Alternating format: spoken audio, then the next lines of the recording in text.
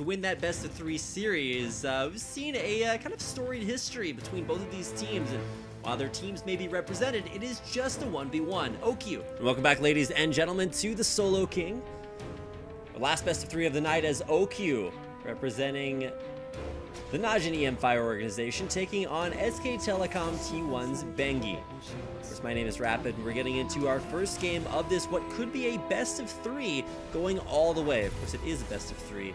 But of course, game 3, if it makes it that far, will be blind picks, so a lot of excitement behind this. Now, SKT, a very, very popular team in Champions. And so you'd expect most of the votes to go their way, but when a vote goes against them, you know that it's for a pretty good reason. And while some of Bengi's performances this season have seemed somewhat lackluster, it has been OHQ, who, when the rest of his teams kind of fallen apart, just steps up and, well, takes names. He's had an incredibly outstanding season.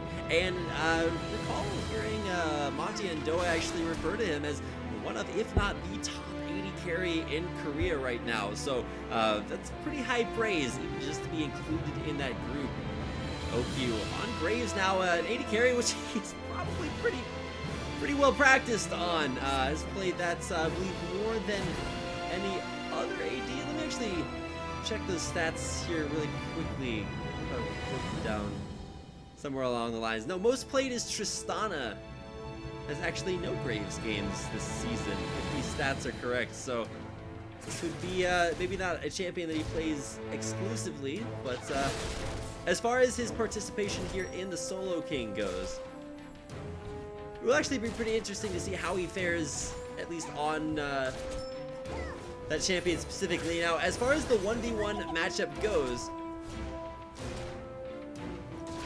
Graves has not been a champion that OHQ has played this season. He's played Misfortune twice, Callista and Lucian. But of course, he's going up against Bengi, who has played an Annie, and of course, with both players coming into this matchup undefeated,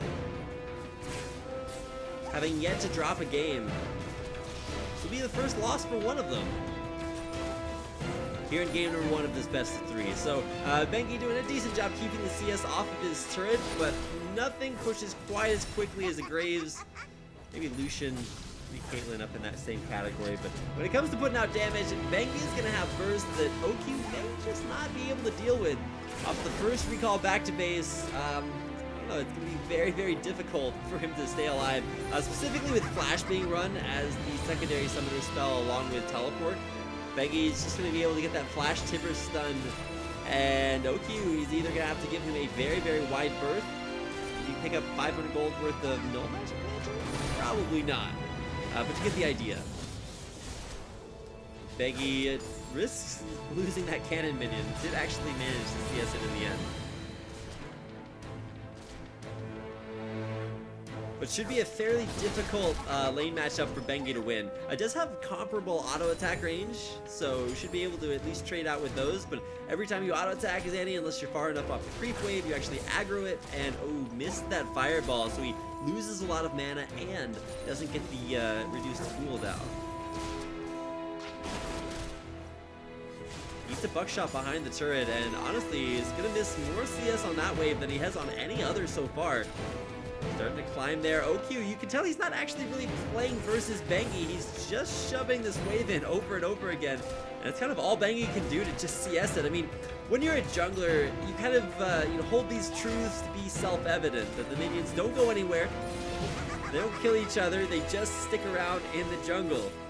So Bengi, last-hitting mechanics, kind of put on trial here. We'll see how well they hold up versus OHQ, who you can probably guarantee has some pretty good last-hitting skills as the AD carry for Najin.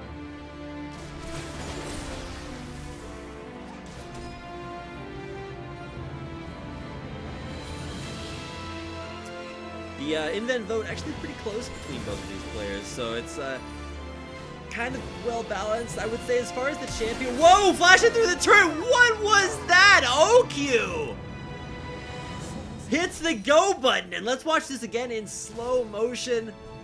Bengi walks just a little bit too far forward, and OHQ is just like, listen, son, this is my lane. Get out of here. Last auto attack lands. And OHQ with an impressive all-in underneath the turret from downtown. Game 1 will go his way over.